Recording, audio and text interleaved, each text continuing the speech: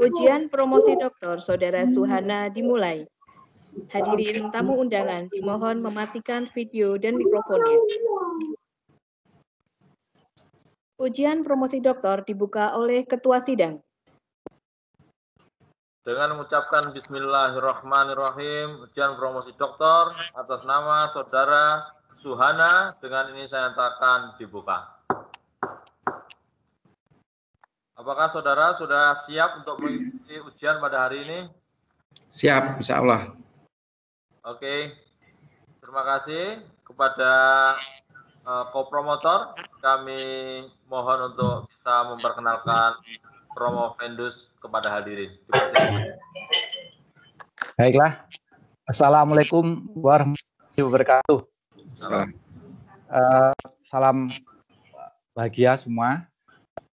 Pada sore hari ini akan dilakukan ujian promosi atas nama Saudara Suhana. Untuk itu, secara singkat akan saya bacakan biodata Promovendus. Nama lengkap Suhana SS MM, Sarjana Sastra Inggris, MM, Master Management. Jabatan fungsional adalah Lektor Kepala. Tempat tanggal lahir Klaten, 1 Oktober 1970. Alamat kantor, beliau ini adalah dosen di Unisbank, Jalan Kendeng 5, Bendan Sor, Semarang. Istri nama Zaki Mahmudah, SE MSI AKT, dosen Udinus. Anak adalah Fadil Rahman Nasa dan Halila Nazia Nasa. Beberapa pengalaman penelitian antara lain adalah pengaruh budaya organisasi pada kepemimpinan afektif tahun 2018, kemudian tahun 2017 kontribusi gaya kepemimpinan transformasional dan pendekatan pembelajaran pada prestasi akademik.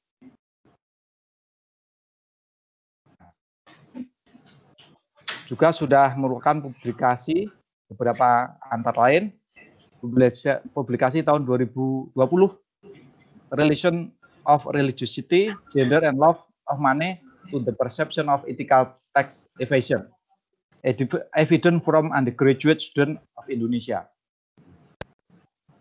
Juga tahun 2020, Promovendus sudah mempublikasikan juga dengan judul Moderating Role of Innovative Climate to the Relationship between Transformation Leadership and Innovation of Behavior dalam jurnal International Journal of Supply Chain Management. Kemudian juga beberapa pengalaman pemakalah pada seminar antara lain adalah seminar ilmiah hasil penelitian kontribusi dimensi gaya kepemimpinan transformasional pada komitmen efektif. Ini diselenggarakan oleh Unisbank tahun 2017. Kemudian juga seminar call paper yang dilaksanakan di kantor Bank Indonesia dengan judul Pengaruh Gaya Kepemimpinan Transformasional dan Transformasional pada Prestasi Akademik, pengaruhnya pada prestasi akademik mahasiswa. Saya kira itulah beberapa informasi mengenai biodata Promovendus Saudara Suhana. Saya kira demikian. Terima kasih. Assalamualaikum warahmatullahi wabarakatuh. Salam. Terima kasih Pak Fuad Masud. Bapak Ibu yang kami hormati, susunan tim penguji pada sore ini adalah Ketua Sidang sekaligus penguji Profesor Dr. Suharnomo, Sekretaris sekaligus Kopromotor Dr. Fuad Masud, MIR, kemudian dengan anggota Profesor Kristansius Diatmaja, PhD, penguji eksternal, Dr. Ahyar Juniawan, SMSI, penguji, Dr. India Stuti, MS, penguji, dan Dr. Mahfud, SEMT, sebagai penguji. Baik, Saudara Promovendus, Saudara diberi waktu maksimal 15 menit untuk menyampaikan inti pokok disertasi Saudara. Persilakan. Assalamualaikum warahmatullahi wabarakatuh. Yang terhormat dan amat terpelajar, Profesor Dr. Suwarnomo SMSI selaku Ketua Penguji sekaligus Promotor. Yang terhormat dan amat terpelajar, Profesor Kristantius Dwiatmadja, PhD, selaku penguji eksternal. Yang terhormat dan amat terpelajar, Dr. Ahyar Yuniawan, SMSI, selaku penguji internal. Yang terhormat dan amat terpelajar, Dr. Indi Cestusi, MS, selaku penguji internal. Yang terhormat dan amat terpelajar, Dr. Mahfud, STMT, selaku penguji internal. Yang terhormat dan amat terpelajar, Dr. Fuad Masud, MIR, selaku ko-promotor. Perkenankanlah Profendus untuk menyampaikan pokok-pokok pikiran disertasi dengan judul kolaborasi berbasis kepercayaan sebagai upaya peningkatan knowledge sharing.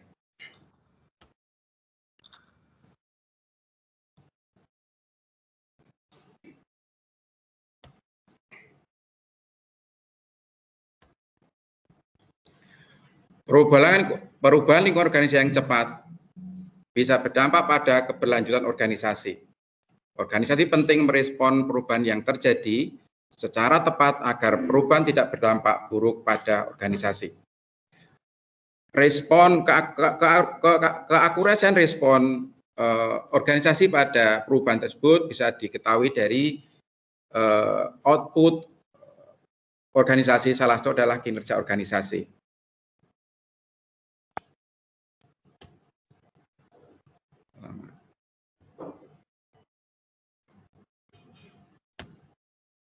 Tidak bisa ini. Pencapaian kinerja organisasi secara keseluruhan tidak lagi tergantung pada sumber daya berwujud, tetapi justru pada sumber daya tidak berwujud atau intangible resource, seperti SDM dan pengetahuan. Sumber daya pengetahuan bisa memberi kontribusi pada keunggulan kompetitif organisasi.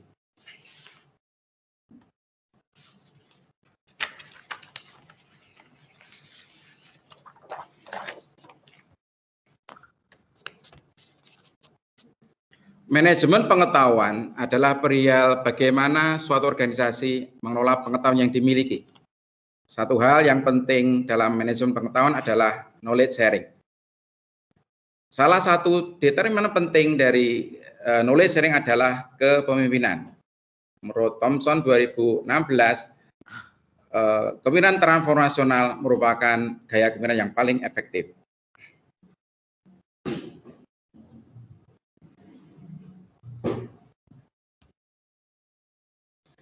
Research gap.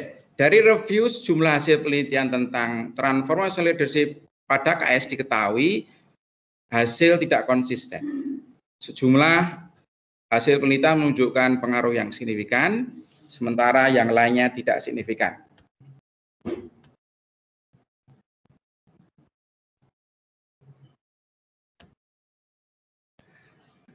Selain research gap, penelitian ini juga berangkat dari kesenjangan fenomena. Universitas merupakan lingkungan yang intensif dengan pengetahuan. Pengetahuan merupakan input dan output universitas. Universitas memiliki peran sentral dalam aktivitas knowledge sharing melalui aktivitas tridharma perguruan tinggi. Sementara penelitian dengan objek universitas masih terbatas.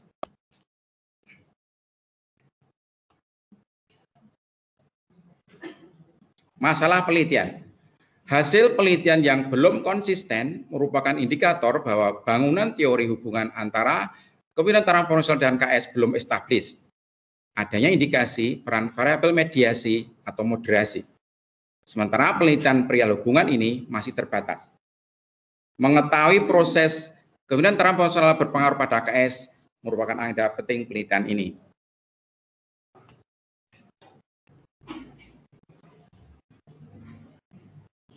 Kebaruan, novelty.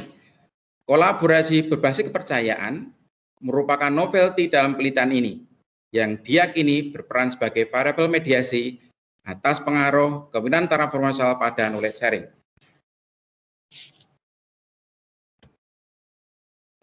Rumusan masalah. Dari uraian di atas, maka rumusan masalah penelitian adalah bagaimana proses Kemudian transformasional dalam meningkatkan aktivitas knowledge sharing.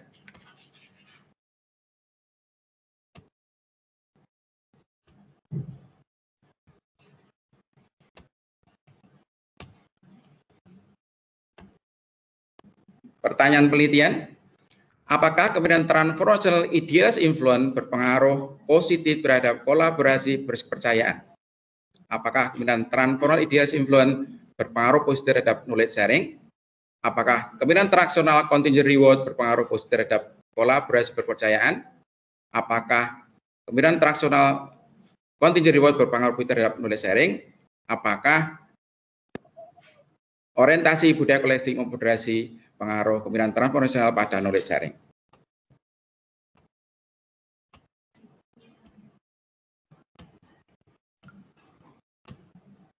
Sintesa teori. Novelty dari penelitiannya adalah kolaborasi berbasis kepercayaan.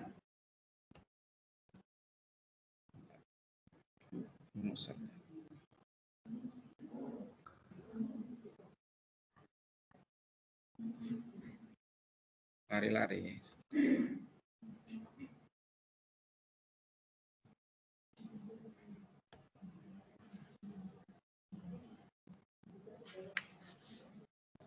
Ya.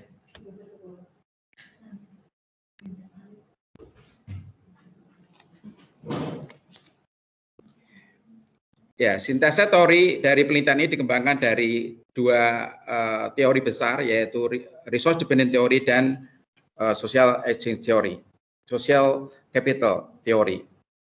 Orisinilitas penelitian.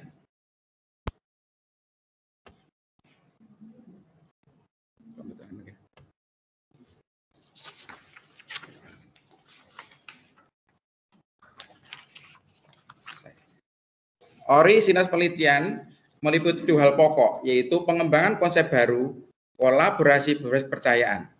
Konsep ini diturunan dari resource dependent theory dan social capital theory.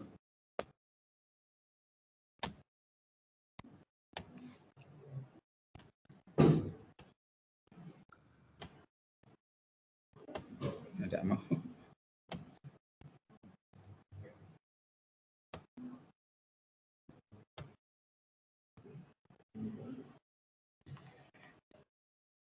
Indikator variabel kolaborasi berkepercayaan meliputi kerjasama yang selalu berkembang dengan kolega, keterlibatan secara aktif dan resiprokal, adanya tujuan bersama yang ingin dicapai, jalan kerja berdasar komitmen, dan jalan kerja berdasar kepedulian.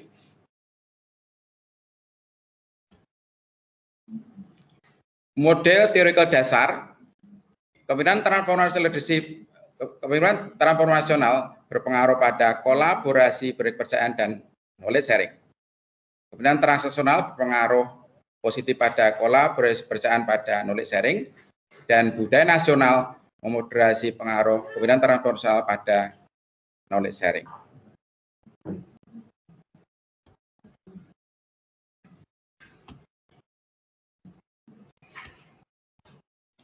Model penelitian empirik. Dari review penelitian terdahulu, maka model penelitian empirik penelitian adalah bahwa kemudian transformational ideas influence berpengaruh positif pada kolaborasi berkepercayaan dan knowledge sharing.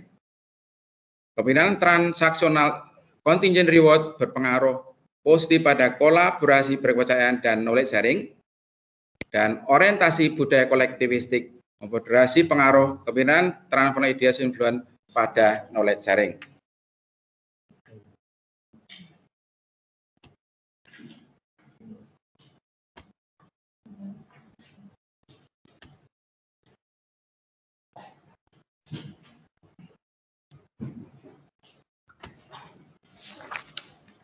Jenis penelitian.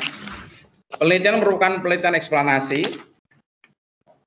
Penelitian ini menguji hipotesis dengan tujuan untuk membenarkan atau memperkuat hipotesis yang diajukan.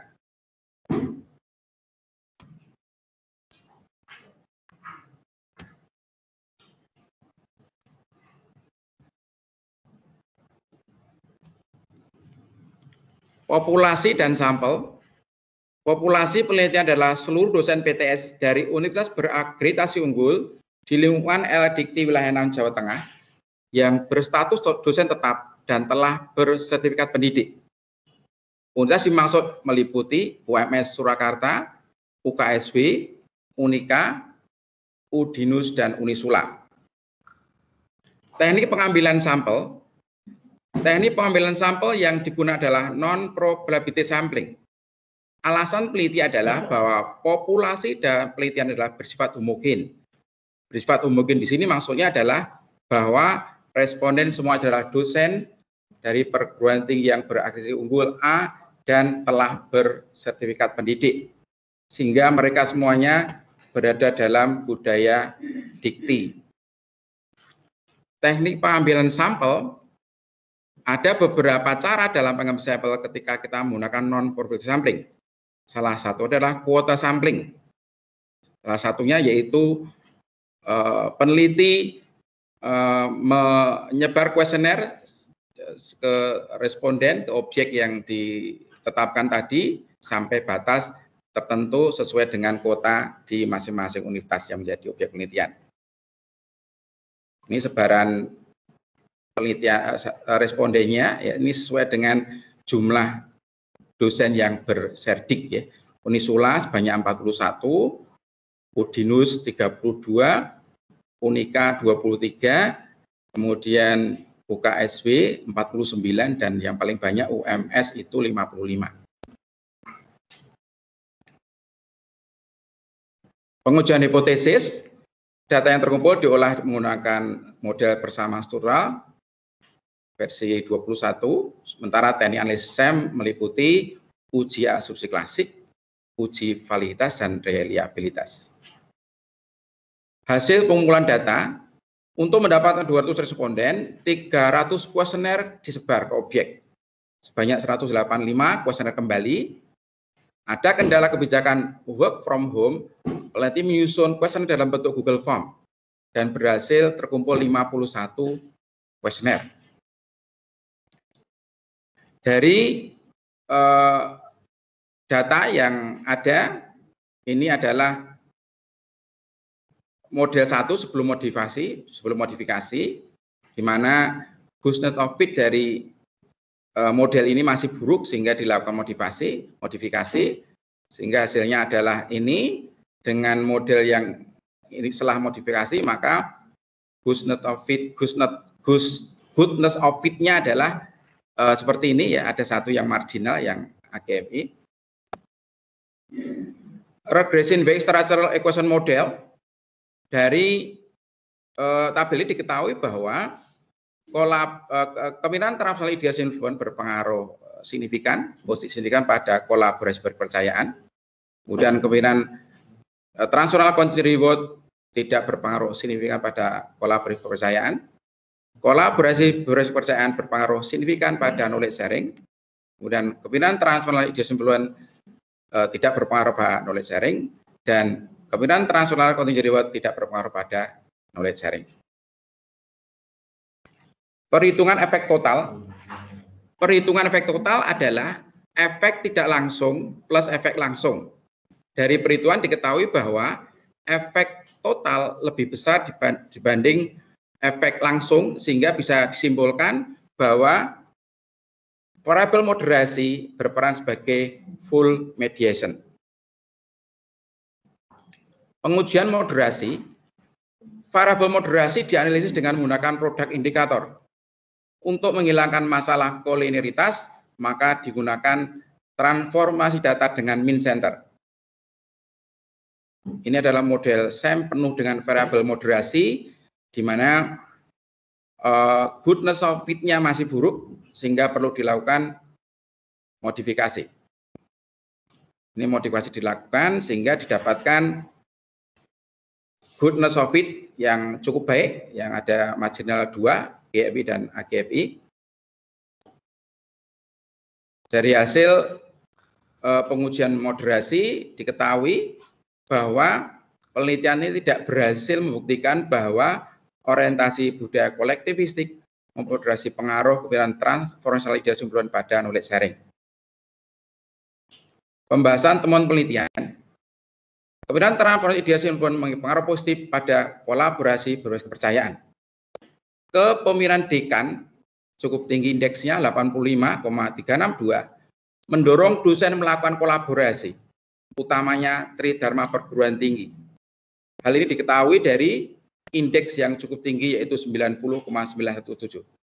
Ada sejumlah penelitian yang mendukung temuan penelitian ini. Kepemimpinan transformational development tidak berpengaruh pada knowledge sharing. Temuan ini memberikan indikasi bahwa hubungan kedua variabel ini tidak bersifat langsung. Hasil penelitian mendukung pengaruh tidak langsung hubungan kedua variabel ini. Ada sejumlah penelitian yang mendukung temuan penelitian ini.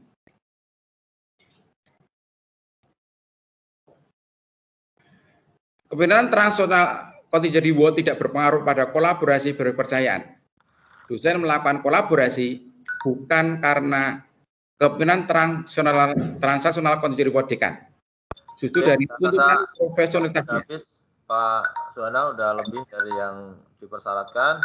Silakan. Sayang sekali tidak sampai akhir ini. Silakan Pak Prof. Kristantius untuk memulai ujian sore ini. Dipersilakan.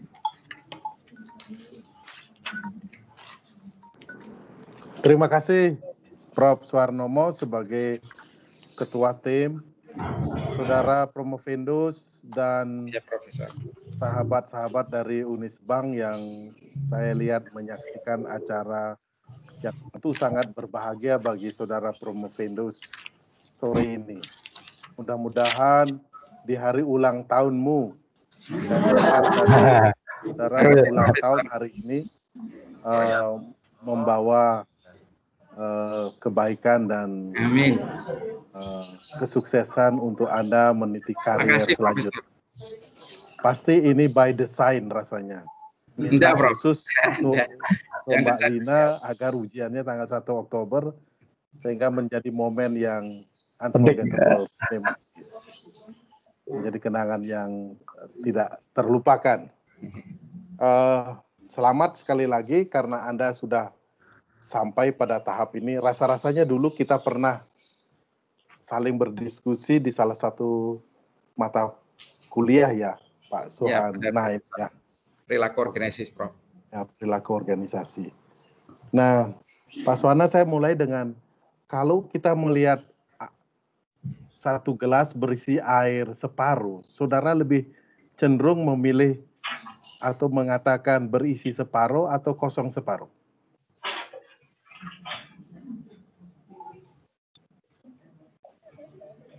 Kosong separuh, Prof. Kosong separuh. Ya. Karena masing-masing punya interpretasi. Ya. Kalau berisi separuh, apa konsekuensinya? Kalau kosong separuh juga, apa konsekuensinya? Saya tidak akan memberi makna kosong separuh hari ini, biar tidak menurunkan semangat saudara, kan tadi sudah menggebu-gebu, meskipun presentasinya Anda kurang berhitung melihat waktu sehingga harus di stop oleh Pak Ketua. Satu, yang kedua saya ingin saudara mulai dengan tadi juga saya mendengar apa yang dikatakan oleh kopromotor Anda tentang karya-karya tulis Anda. Rupanya Anda memang senang menulis sendiri ya?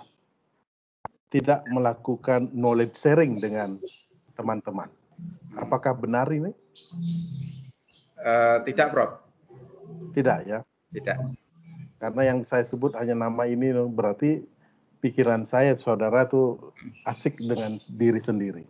Karena secara psikologis itu kaitkan dengan gelas kosong tadi, yang berisi separuh tadi. Nah, saudara,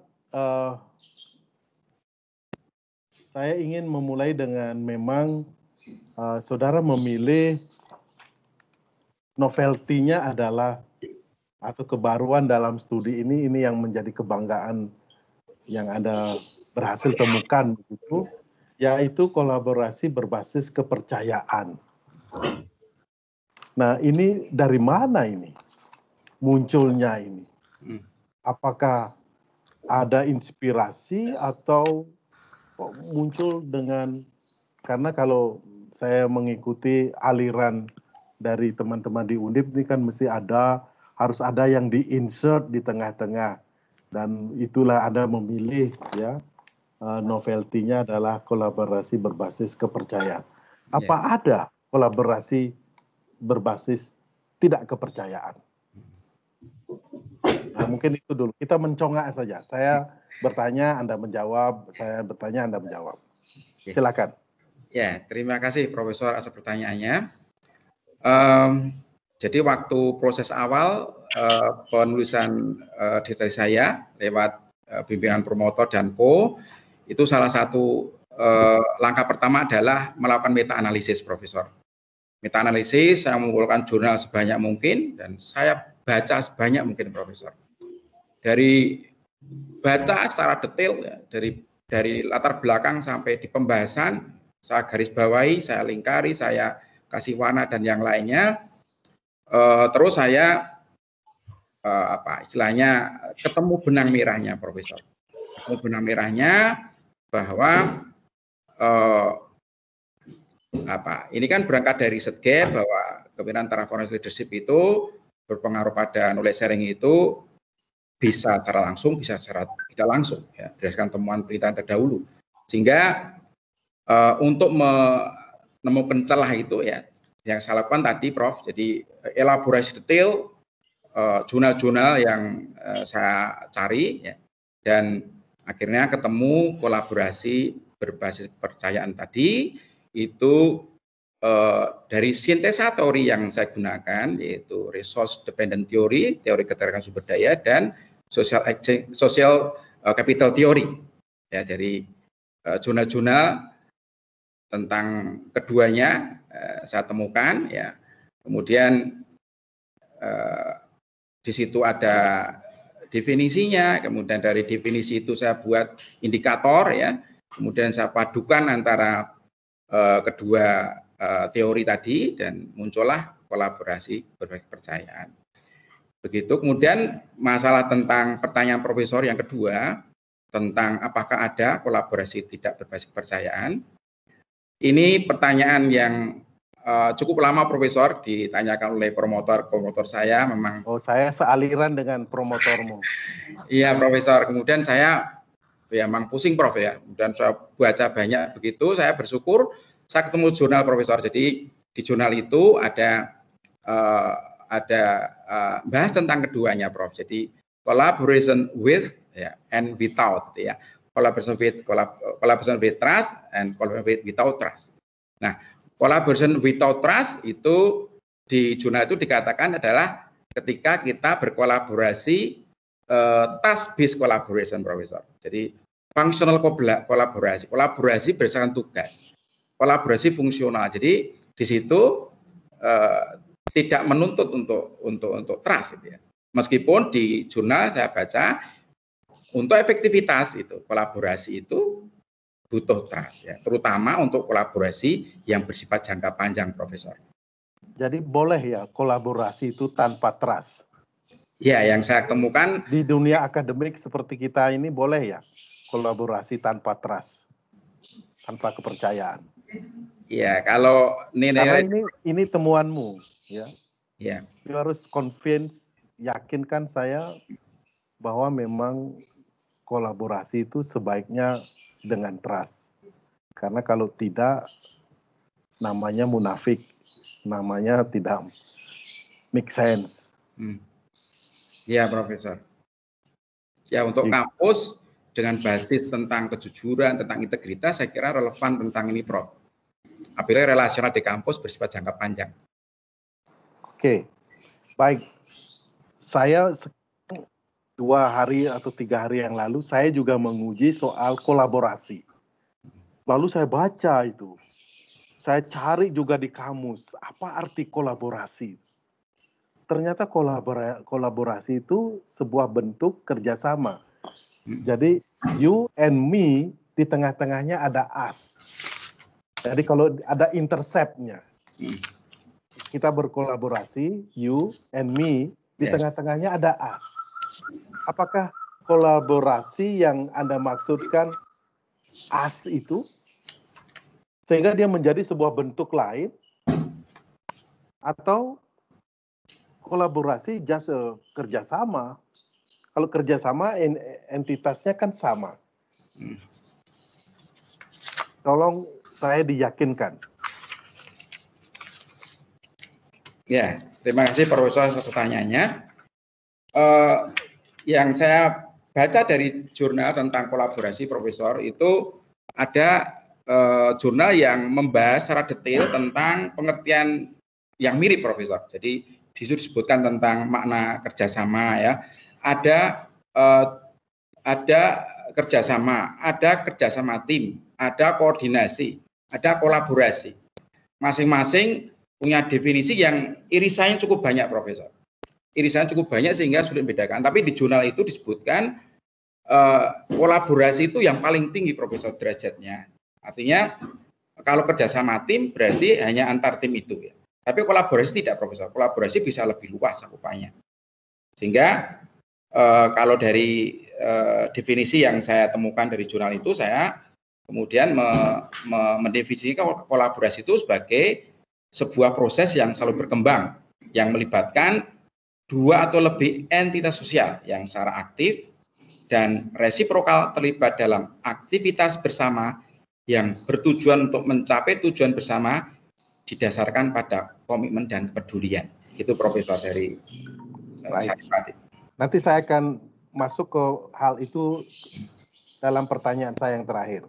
Saya masih punya satu lagi atau dua lagi. Satu lagi aja, Prof. Satu lagi karena ada waktu ya. Ya, baik, terima kasih. 1A dan 1B ya, Pak.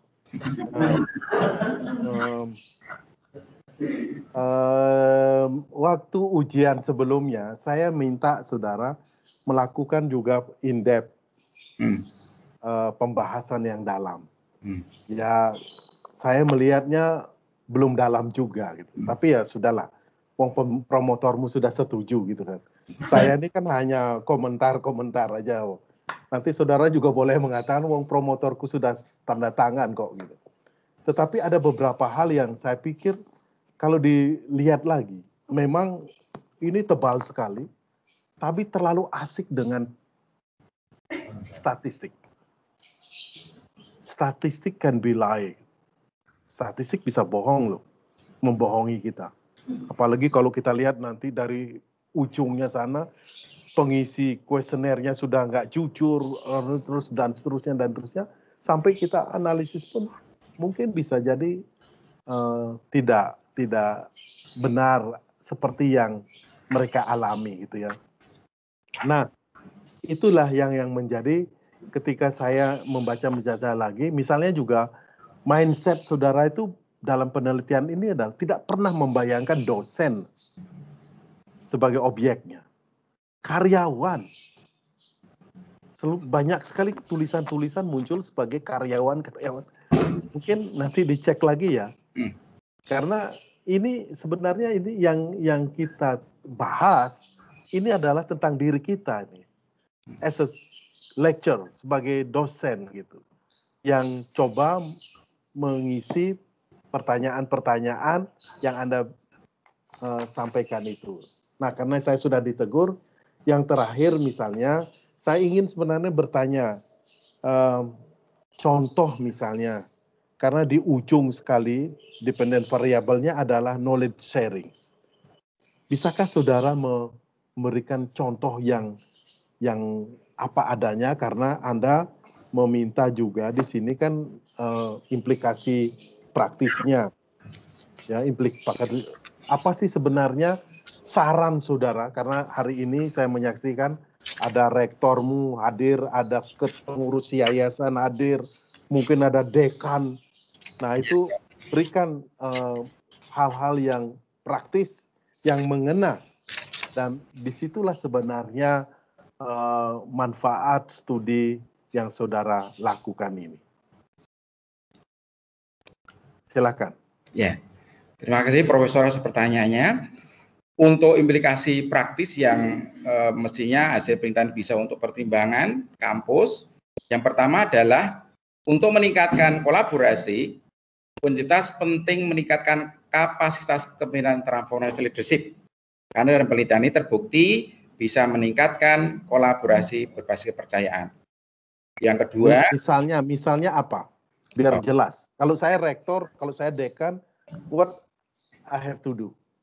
Ya, ini Prof, organisasi tidak hanya fokus pada penghargaan ekstrinsik, Prof. Jadi dalam motif dosen, tapi juga intrinsik. Karena di penelitian ini penghargaan ekstrinsik ternyata tidak memotivasi dosen untuk berknowledge sharing. Tapi ketika penghargaan itu lebih personal ya, pendekatan personal ya, kemudian apa istilahnya secara emosional dekat itu ternyata ya intrinsik dan banyak jurnal itu juga bagus untuk memotivasi. Gitu ya. Kemudian praktek KS didorong agar menjadi budaya universitas ya. Dalam pengertian ini bisa diseminasi ya. Kemudian ketika ada dosen yang melakukan pelatihan di mana, pengembangan di mana, itu ada transfer, ada forum yang bisa digunakan untuk men-share hasil pelatihan itu sehingga dosen yang lainnya juga bisa dapat keterampilan atau keahlian yang dimiliki oleh dosen yang ikut tadi. Nah, ini dekan bisa menambahkan knowledge sharing sebagai salah satu key performance indicator Pak, dalam penelitian tahunan. Jadi seberapa banyak dosen itu melakukan sharing knowledge pada koleganya itu bisa pertimbangan dekan untuk menjadi salah satu key performance indicator-nya. Begitu Profesor. Ya. Kesan bagus, mudah-mudahan bisa dilaksanakan. Terima kasih Pak Ketua, hormat. Siap. Terima kasih Prof. Siap, Bapak Dewan Eksekutif Lamemba. Sekarang kita sosialisasikan. Per 1 Januari kita ketemunya Prof. Kris ya, saudara-saudara seluruh kampus di seluruh Indonesia Raya. Tidak lagi tekan itu ya. Baik, berikutnya waktu sepenuhnya, waktu dan layar kami serahkan kepada Bu Dr. Indi Jastuti, MS. Silakan Bu Indi, 8 menit ya. Terima kasih Prof. Harnomo. Selamat Pak Hana, sudah sampai akhir penyelesaian disertasi Pak Hana dan juga selamat ulang tahun. Wah, terima kasih Bu Indi. Ya, mungkin yang pertama sampel dari penelitian ini ada dari beberapa perguruan tinggi ya, perguruan tinggi swasta ya Pak ya? Iya. Nah, saya melihat Pak Hana dari Stikubang ya? Iya. Nah, kenapa Stikubang tidak dijadikan sebagai objek penelitian? Mungkin bisa. Ya. Kan Pak Hana dari Stikubang meragukan menawa. Ya, terima kasih Dr. Indi atas pertanyaannya. Jadi waktu ujian awal setting proposal saya itu Unisbank termasuk menjadi responden karena apa? Karena ya praktis saja mudah cari data gitu Bu Indi ya. Tapi ternyata dalam ujian proposal itu ada masukan ya di chemistry akademik yang mendekati sama begitu. Ada saran dari penguji untuk mengkhususkan ya. Waktu awal saya merencanakan untuk responden itu dosen dari perguruan tinggi yang IPT-nya A dan B ya. Ternyata di saat itu disarankan oleh penguji untuk untuk menghomogenkan itu perguruan tinggi yang akreditasinya A gitu. Sehingga terakhir dipilih 5 yang akhirnya A itu. Oh, baik. Ya. Terima kasih. Kemudian dalam menjelaskan kebaruan, itu kan di sini ada 2 teori ya Pak ya yang digunakan ya, yaitu resource dependence theory dan social capital theory ya Pak ya. Yeah. Mungkin bisa dijelaskan bagaimana 2 teori itu bisa menjelaskan kebaruan dari penelitian Bapak, yaitu kolaborasi berbasis kepercayaan sebagai upaya peningkatan knowledge sharing gitu ya. Itu seperti apa dua teori ini bisa digunakan untuk menjelaskan noveltis ini? Ya, terima kasih Dr. Ilyas pertanyaannya. Sintesa teori dari penelitian saya memang diturunkan dari dua teori, yaitu teori ketergantungan budaya dari Bever dan Salanci 78 dan teori modal sosial Keleman 88. Jadi dari teori ketergantungan sumber daya itu bahwa organisasi itu punya ketergantungan sumber daya itu ya. Untuk bisa maksimal kinerjanya maka salah satu bentuk dari agar ketergantungan itu makin kecil, salah satu bentuknya adalah kolaborasi. Dan kolaborasi dari sisi teori ketergantungan sumber daya, dan saya cari teori yang lain yang bisa klop, itu ketemu teori modal sosial. Dari situ ada 3 dimensi, dimensi struktural, dimensi relasional, dan dimensi kognitif. Kemudian saya perdalam review saya, bacaan saya, kemudian di relasional itu muncul kepercayaan. Maka dari situ muncullah kebaruan yang saya ajukan, yaitu kolaborasi berbasis kepercayaan. Begitu, Dr. Indi. Ya, baik ya, terima kasih. Kemudian untuk model penelitian empirik Bapak ya, ini kan kepemimpinan transformasional itu diubah atau diturunkan jadi kepemimpinan transformasional idle influence ya Pak ya. Iya. Kemudian transaksional contingent reward ya. Iya. Nah, sementara di latar belakang kelihatannya juga masih gapnya itu kepemimpinan transformasional dengan knowledge sharing ya Pak ya. Nah, kemudian kepemimpinan transformasional sendiri itu sebetulnya kan ada 4 dimensi itu ya Pak ya. Kemudian juga transaksional itu ada 3 dimensi. Yeah. Nah, ini Bapak bagaimana menjelaskan di latar belakang seperti itu, kemudian di model penelitian empiriknya dipilih ataupun diturunkan menjadi kepemimpinan transformasional idle influence dan transaksional contingent reward ya. Yeah. Ya, semoga Pak. Terima kasih Dr. Ilyas pertanyaannya. Ya, waktu berpikir tentang model penelitian empirik, saya otomatis di situ saya baca lebih banyak lagi ya zona-zona yang ada, sehingga saat itu saya baca tentang tren penelitian akhir-akhir ini tentang kepemimpinan transformasional itu not just about dimensi secara keseluruhan ya, composite dimension, artinya dimensi keseluruhan itu kalau diukur secara keseluruhan itu tidak bisa mengetahui kontribusi masing-masing dimensi.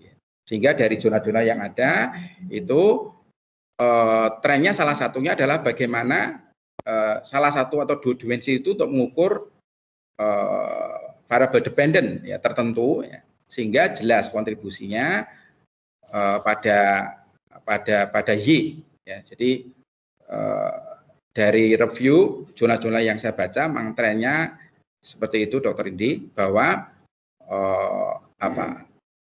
penelitian tentang transformational leadership itu sudah mengarah pada dimensinya ya.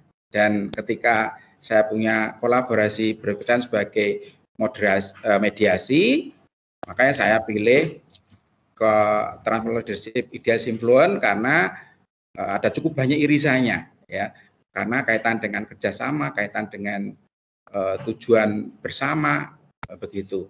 Itu yang ideal influence. Sementara yang contingent reward dari jurnal yang saya baca itu efektivitas dimensi kepemimpinan contingent reward transaksional itu paling tinggi contingent reward. Ya.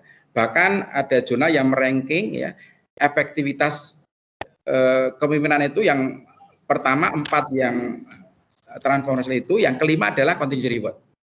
Dan saya ketemu di penelitian yang cukup banyak ya, yang bahas dimensi contingent reward yang konsisten berpengaruh pada knowledge sharing. Ya, dari situ saya berkesimpulan ya untuk yang management by exception atau management by exception pasif atau aktif itu ternyata derajat signifikansinya di temuan penelitian terdahulu itu kecil ya, sehingga ketika harus berhipotesis maka saya milih yang paling kuat yaitu contingent reward. Begitu Dr. Indi. Saya rasa waktunya habis, Bu Indi. Oh iya, terima kasih. Baik, terima kasih Bu Indi. Untuk berikutnya ujian akan disampaikan oleh Pak Akhyar Yuniawan. Dipersilakan Pak Akhyar. Baik Pak Ketua, terima kasih atas kesempatannya. Assalamualaikum warahmatullahi wabarakatuh. Assalamualaikum. Pak Suhana, selamat ya sudah sampai di tahap akhir nih. Kebetulan Pak Suhana juga ini. Terima kasih Pak Akhyar. Oke. Semoga sisa usianya makin berkah. Amin. Amin. Terima kasih Dr. Akhyar. Baik Pak Suhana, ini saya langsung terkait ini aja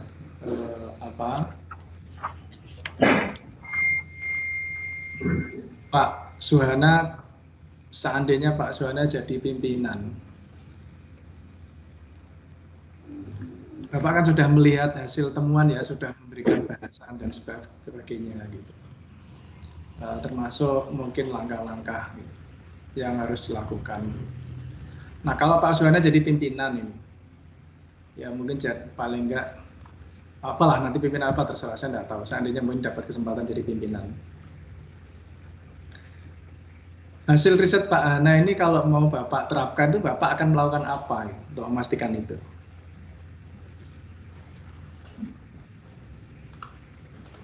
Begitu. Iya, untuk menerapkan kebaruannya itu Pak. Ya. Bapak mau melakukan apa untuk make sure bahwa itu memang bisa diterapkan, karena kan arahnya kan juga untuk bagaimana yang Bapak modelkan kan untuk. Ya, terima kasih Dr. Akhyar atas pertanyaannya. Knowledge sharing kan gitu. Ya.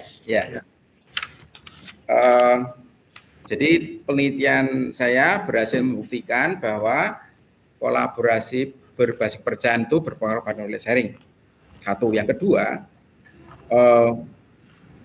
melalui kolaborasi berkepercayaan itu kepemimpinan transformational leadership itu artinya transformational leadership itu melalui kolaborasi berpengaruh knowledge sharing, sehingga implikasi praktis manajeri yang bisa saya lakukan andai saja saya tadi ya punya posisi tertentu adalah bagaimana meningkatkan knowledge sharing dengan cara yang pertama adalah bagaimana kerjasama kolaborasi yang selama ini ya mestinya basisnya pada kepercayaan.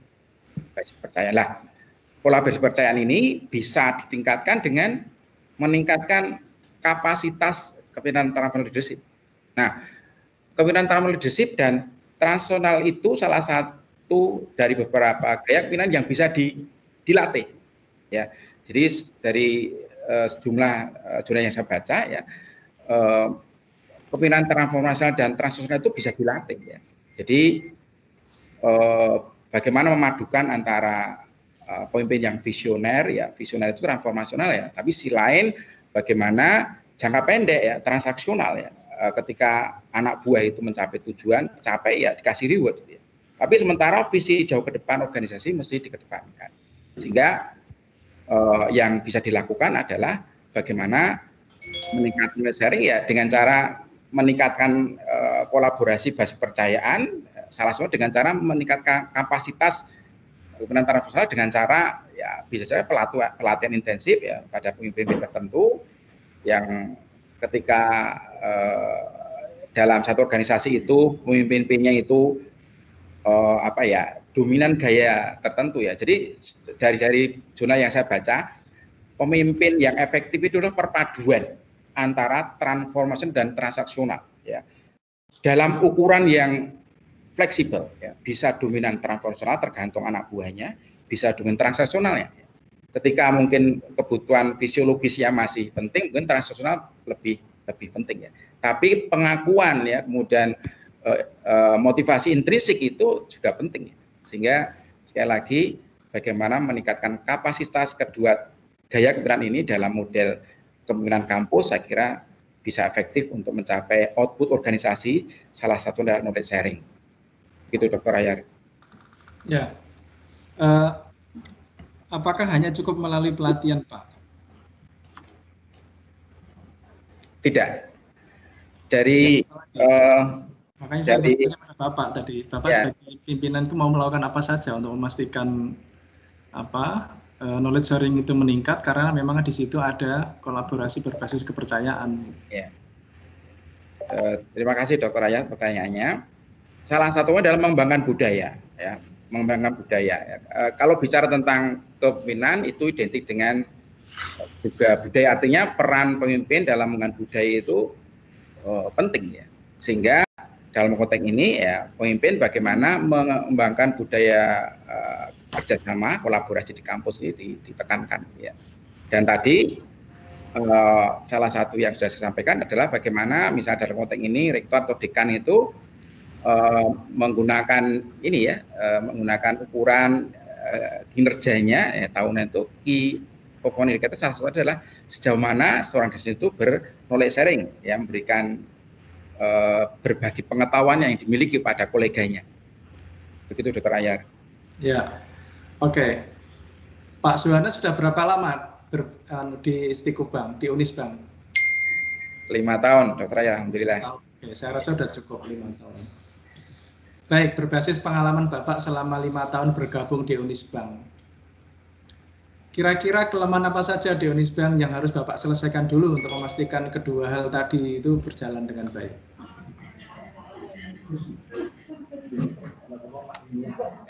Ya.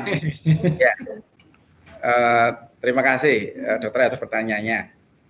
Ya, dari saya dari 2 universitas yang berbeda ya. Dulu sebelumnya pernah di institusi tertentu ya. Kemudian saya Unisbank. Yang pertama kesan saya tata kelolanya lebih tertata. Ini saya harus fair ya, tata kelolanya harus tertata ya. Fungsi-fungsi masing-masing itu menurut saya ini ya, berarti saya ada perbandingannya ya sebelumnya itu ya lebih tertata ya. Ya kalau toh ada beberapa kelemahan yang harus ditingkatkan, saya kira tetap masih ada, Dr. Ayar. Maksudnya gimana? Kelemahan ditingkatkan atau kelemahan dieliminasi? Dieliminasi maksud saya. Ya, apa itu Pak kira-kira mungkin yang bisa menjadi pertimbangan Bapak untuk segera dibereskan supaya tadi kan paling tidak 2 hal tadi ya, budaya sama pelatihan tadi bisa berjalan. Ya. Kalau yang lain saya yakin masih banyak lagi bisa dilakukan gitu. Tapi saya cukup batasi 2 hal tadi lah gitu. Ya, terima kasih Dokter pertanyaannya. Kalau kampus ya, terutama di Unisbank itu kan pengambil keputusan ada di yayasan dan di rektorat gitu ya. Sehingga menurut pengamatan saya bagaimana yayasan dan rektorat itu meningkatkan sinerginya ya. Meningkatkan sinerginya bagaimana artinya menetapkan satu visi yang jelas yang dituju, kemudian menguatkan sinerginya. Ya, saya amati memang sudah ada sinergi, cuma mungkin belum optimal begitu. Jadi lebih dasarnya ketika yayasan sama rektorat ya menetapkan visi yang dicapai, kemudian secara bersama-sama mewujudkan ya, artinya harus sama persepsinya dulu. Ya ini mungkin sebagian masih belum 100% persepsinya sama. Baik. Terima kasih Dr. Ayat. Baik, cukup dari saya Pak Ketua. Terima kasih. Pas, waktunya habis. Pas. Ya, Pak Mahfud, Pak Dr. Mahfud, dipersilakan. Baik, terima kasih Prof. Ardomo atas waktunya selaku pimpinan sidang.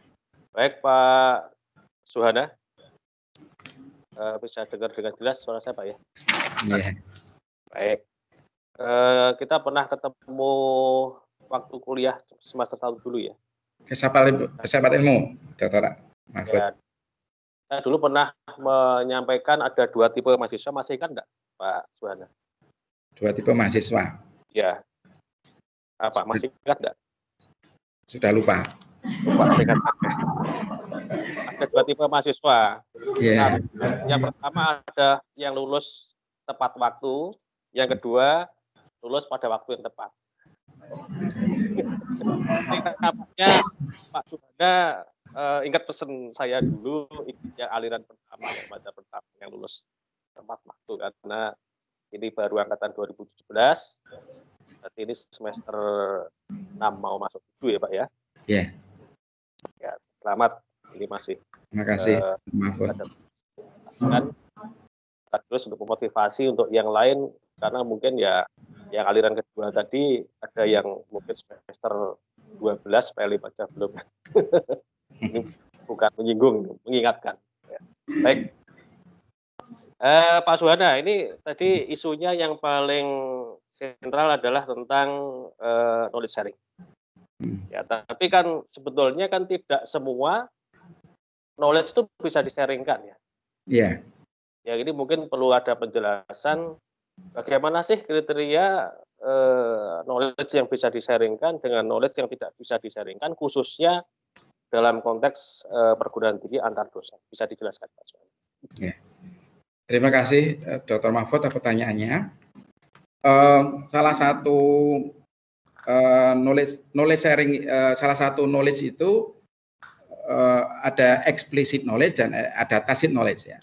Explicit knowledge itu cukup mudah kita men-sharingkan karena bentuknya bisa manual, mutu, prosedur ya, tata tertib, peraturan dan yang lainnya. Ini yang gampang ya. Tapi dari literatur itu justru yang berkontribusi besar pada organisasi itu yang tacit, pengetahuan yang tacit tidak, yang embedded pada pribadi masing-masing itu.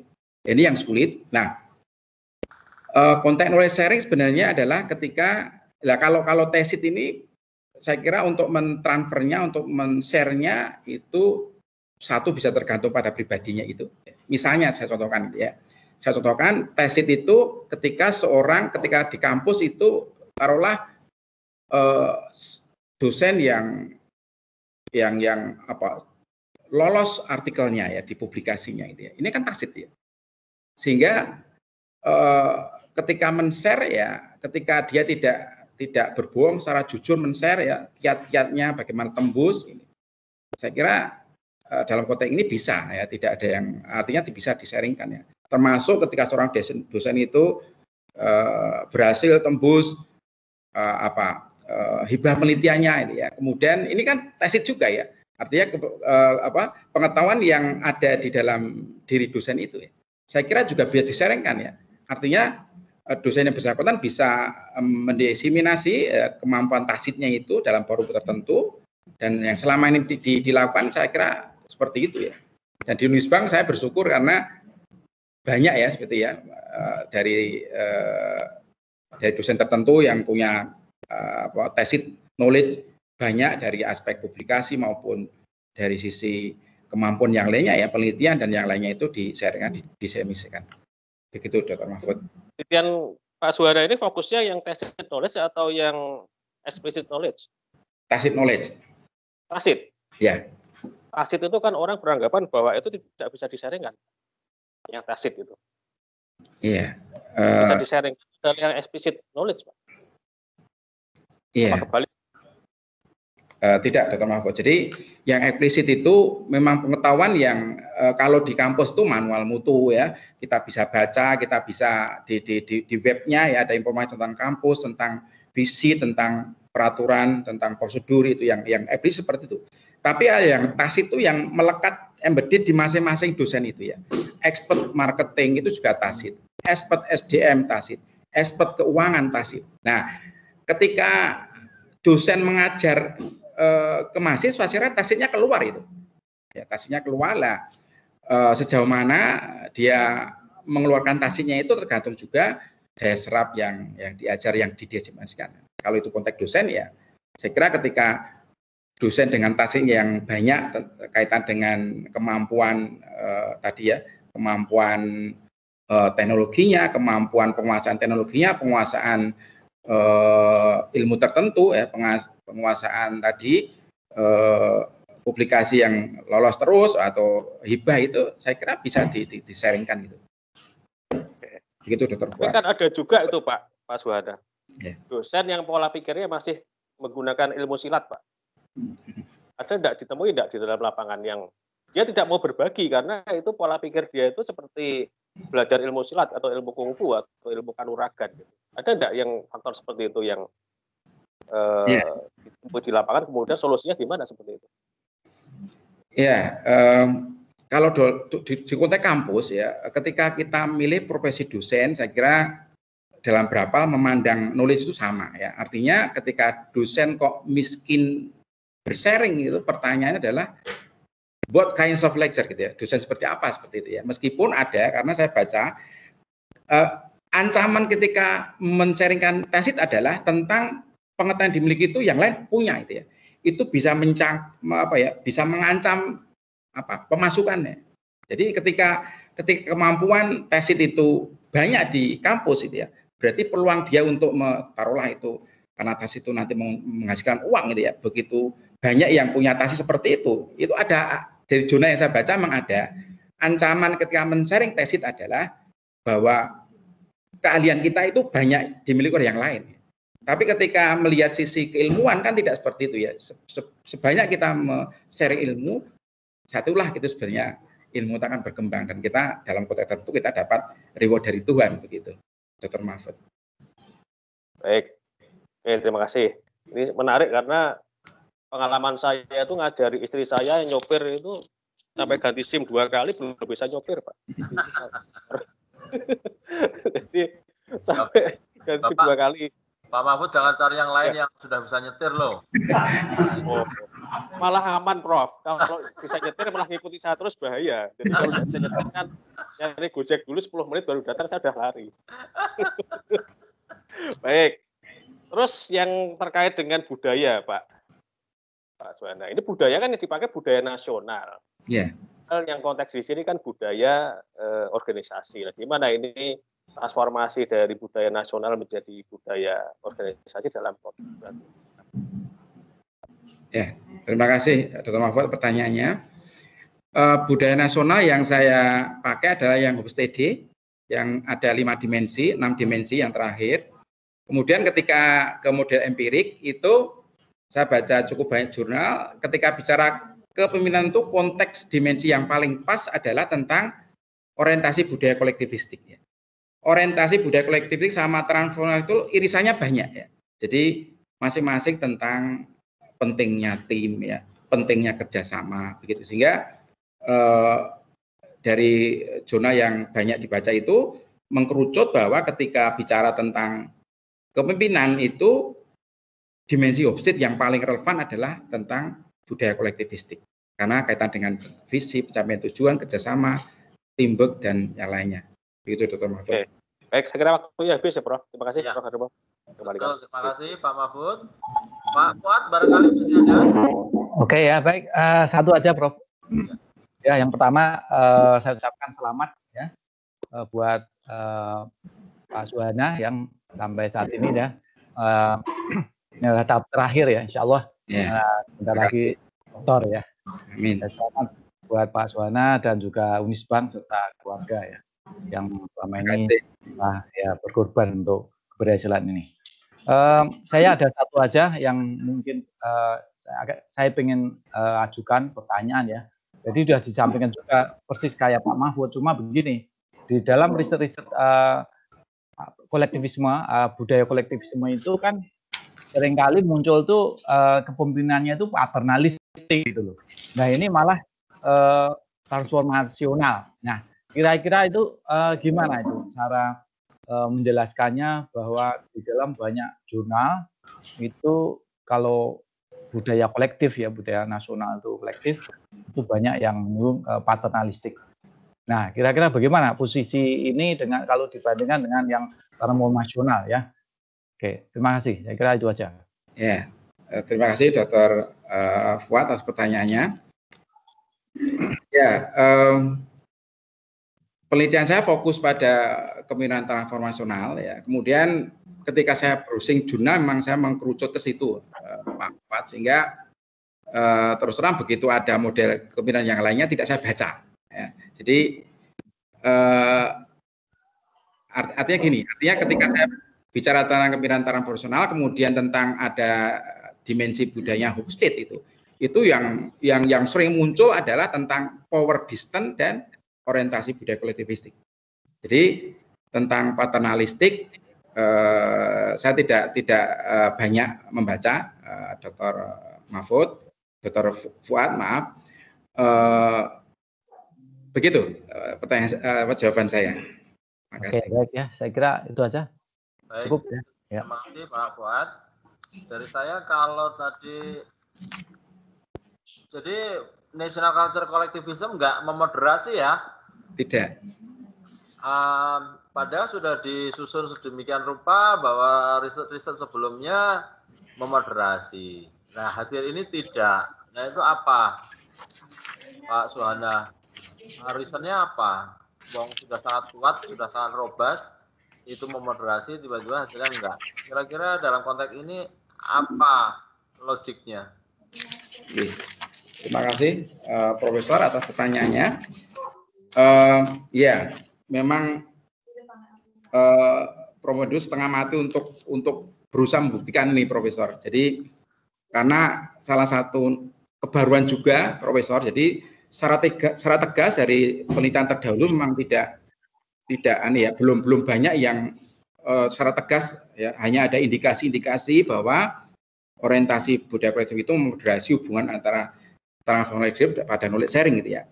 Kemudian saya beranikan diri untuk menghipotesiskan ya. Kemudian begitu diolah,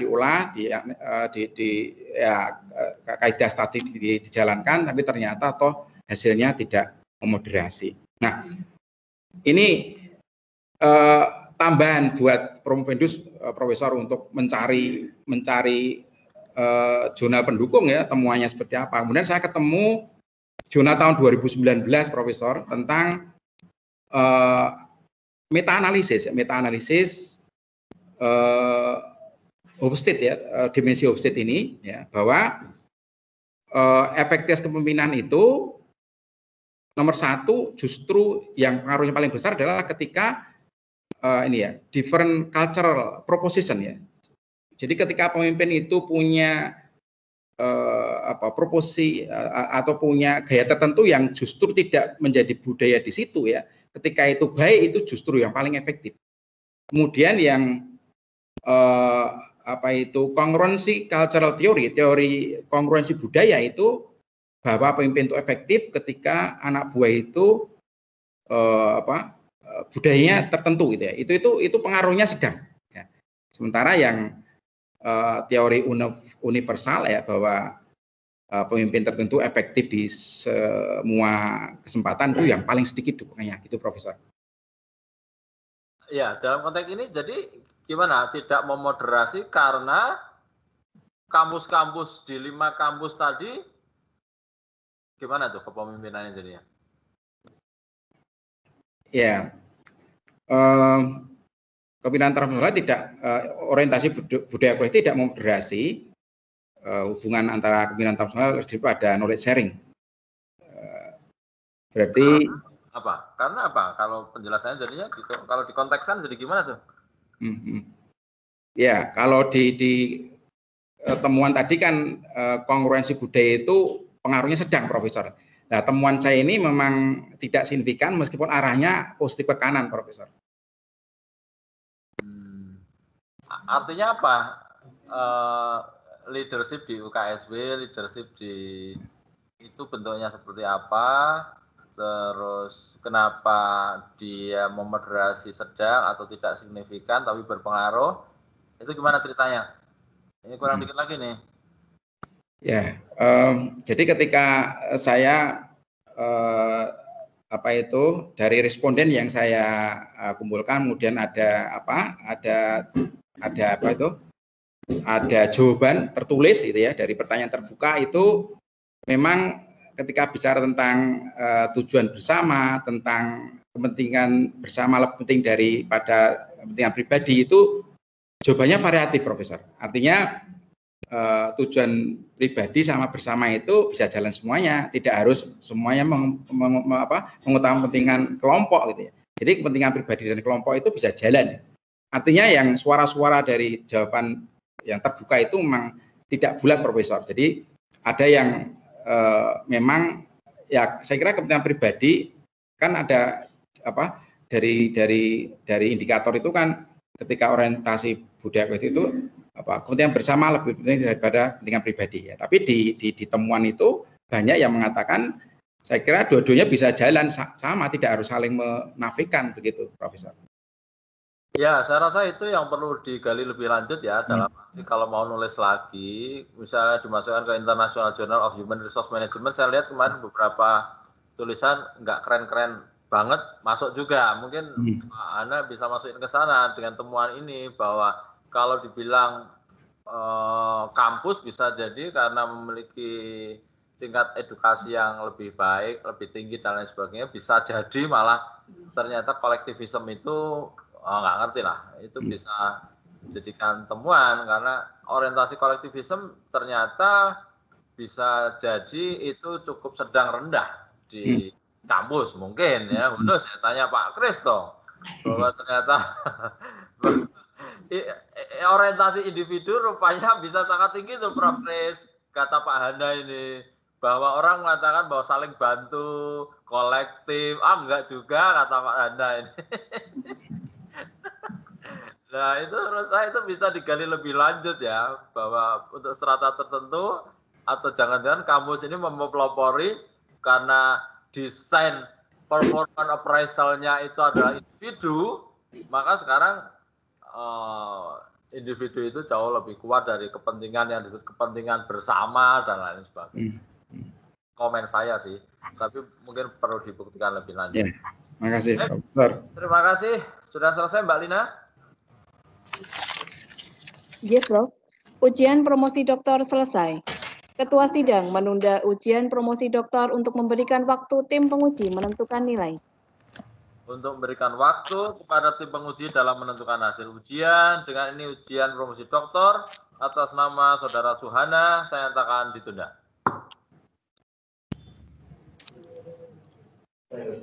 Ketua sidang dan para anggota tim penguji melakukan rapat penentuan kelulusan. Promovendus, hadirin dan tamu undangan dimohon untuk sementara meninggalkan MS Team.